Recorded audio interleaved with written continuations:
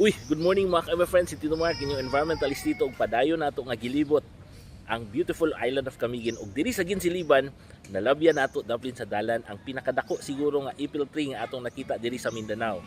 Ang ipil tree ayaw mo ka-confuse sa ipil-ipil nga invasive ug non-native.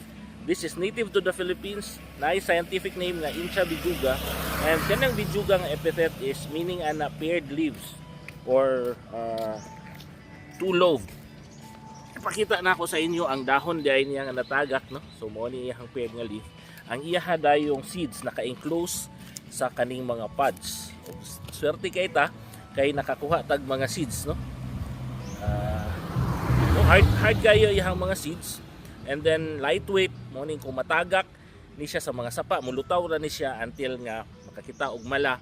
Mga low-lying forest daghan kay ni sila. In fact kanang ipil sa Zamboanga, Sibugay is named after this tree kay daghan kayo ipil diya sa una. No? Nindot kayo ang ihang color na tinge of orange. Ang iya pong flower ani is nindot kayo murag bouquet.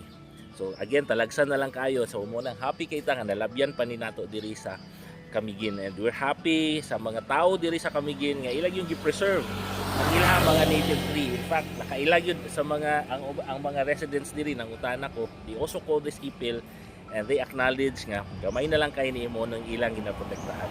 And this is part of the beauty of this island, no?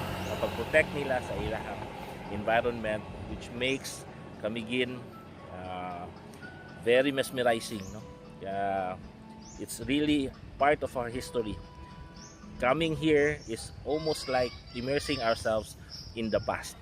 This has been your Tito Mark diri sa Ginsiliban, Camiguin Province. Maayong udto sa inyong tanan.